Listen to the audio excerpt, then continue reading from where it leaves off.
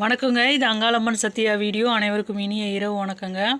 யார் யாரெல்லாம் மலையனூர் போனீங்க, அம்மாவை தரிசனம் பண்ணீங்க, கமெண்ட்டில் சொல்லுங்கள். நாளைக்கு அதாவதுங்க நைட்டு தங்கிட்டு விடிஞ்சு கூட அம்மா பார்த்துட்டு வரவங்களாம் இருக்காங்க. கருவறையில் போயிட்டு பெரும்பாலும் கூட்டம் வந்துங்க, ஊஞ்சல் முடிஞ்ச உடனே நிறைய கூட்டம் கலைஞ்சி போயிடும். அதுக்கப்புறம் கொஞ்சம் கோயில் ஃப்ரீயாக தான் இருக்கும்னு நினைக்கிறேன் நான். அந்த அம்மா மகிமை சொல்ல வார்த்தையே இல்லைங்க. நான் ஏதோ எத்தனையோ அம்மன்களில் அங்காளம்மன் அவ்வளோதான் அப்படின்னு நினைக்கிறவங்களுக்கு அவங்க அப்படி தான். ஆனால் அந்த அம்மா நம்மளுக்கு எந்த விஷயத்துலையும் துணை நிற்பா, எல்லாமே செய்வான்னு நம்புகிறவங்களுக்கு அந்த அம்மா அப்படி தான், அதே மாதிரி செய்யும் அந்த அம்மா. என் கூட வந்த அக்காவே சொல்லுவாங்க, அவங்க வந்து நிறைய விஷயங்களை அந்த அம்மா சின்ன சின்ன விஷயங்களுக்கெல்லாம் அந்த அம்மாவை நினைச்சிட்டு அந்த வேலை செஞ்சு அது அப்படியே சக்ஸஸ் ஆகும். ரொம்ப மிராக்கலாலாம் நிறைய நடந்திருக்குன்னு சொல்கிறாங்க அவங்களுமே. அந்த மாதிரிங்க, நம்புகிறவங்களுக்கு அந்த அம்மா தெய்வம், நம்பாதவங்களுக்கு அந்த அம்மா வந்து ஒன்றுமே இல்லைன்ற மாதிரி தான். அதே மாதிரிங்க, நம்பாதவங்கள அந்த அம்மா வந்து ஒன்றும் பண்ண மாட்டா, நம்புகிறவங்களையும் ஒன்றும் பண்ண மாட்டா.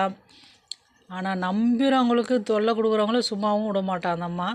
அப்படிப்பட்ட ஆங்கார ரூபி அங்காள பரமேஸ்வரியை பார்க்குறதுக்கே நம்மளுக்கு வந்து பாக்கியங்க. அந்த அமாவாசை நாளில் அந்த அம்மா போய்